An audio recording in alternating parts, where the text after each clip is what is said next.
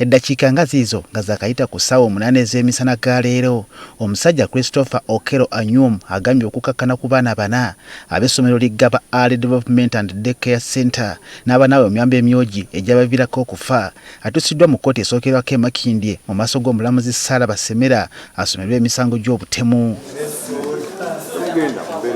Ono atuusiddwa wakati mu bukuumi obungi okuviira ekitongole ky'amakomera okwawukanako n'eggulo leero azzaamuweereddwako enviiri okufaananirako ddala ne basibe banne.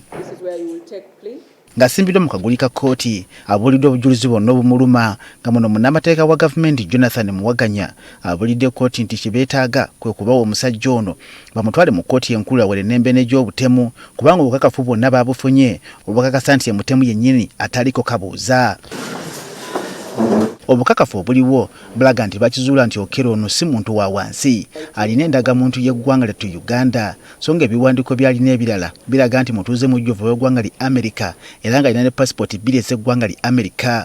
Mbona ekyokutta abaana bano tekyali kyakijjira yatuula n'ateekateeka olukwe lwonna n'akakasa nti empawo kisukka nteekateeka ye. Okumanya yali kyagoba kyagalira ddala yatuuka n'okupangisa emmotoka ekika kya RAV4 okuva ku kampuni ya Trip Car Rental Uganda ng'ennaku z'omwezi lumu March omwaka 2026 gano gye yeeyambisa okubega ng'ogasa n'okuteekateeka olukwe lwonna. The accused rented a RAV4 motor vehicle registration number UAM 645M from Trip Car Rental Uganda for self-drive purposes to facilitate his movement. Bw'ennaku z'omwezi lumu omwezi guno gwe tulimu omumpembe ono yavuga emmotoka eno okuva ekyanja okutuuka eggaba n'akyalirako essomero liggaba Early Childhood Development Center omukuumirwa abaana abakyali abato ne yeefuula asabe ekifo okuteekayo naye omwana we. The accused visited Gaba Early Childhood Development Center under the guise of seeking admission for his child to survey the premises.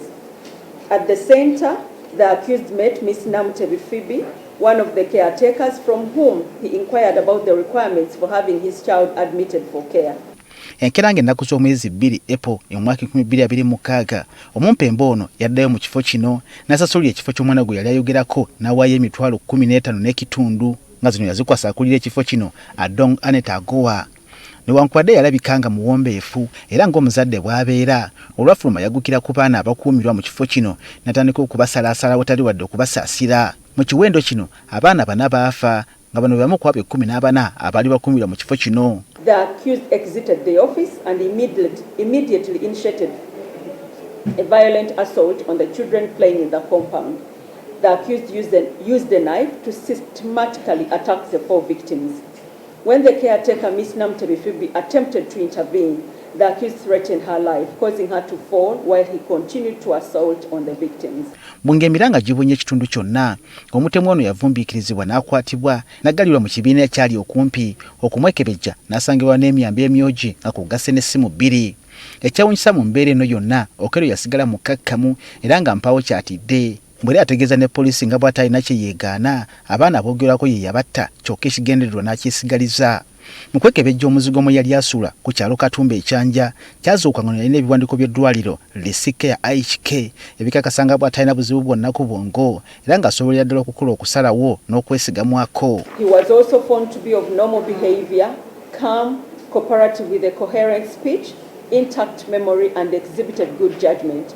His thought process was found to be normal but believed in wealth by human sacrifice and was able to explain the reason for killing the children as fortune hunting or enrichment. Ng'oggyeko bino ne poliisi weeyongera okumwekebejja yakizuula ng'ono ng'oggyeko ebinubule bye yafuna mu kumukwata omusajja wattu ono talina kamogo konna ku bwongo musajja mukakkamu ddala ategeera bulungi ennyo okukera ku bannayuganda abamu kale nga buli kye yakola yatwala akadde okukirowoozaako. Ku bukakafu buno bwonna omulamuzi kwasinzidde n'alaba nga kiggwanidde okumusindika mu kkooti ezimusingako atandika okuwera ennemba n'emisango egy'obutemu mu butongole oba oliawo anaatenguka n'ayogera ekyamuwaliriza okutemula abaana bano abatasooka kumusooza oba okumuŋoola. Prosecution shall among others tender and rely on the following exhibits. 1. Physical evidence, the blood-stained knife, other knives recovered from the accused and blood-stained clothes of the accused person.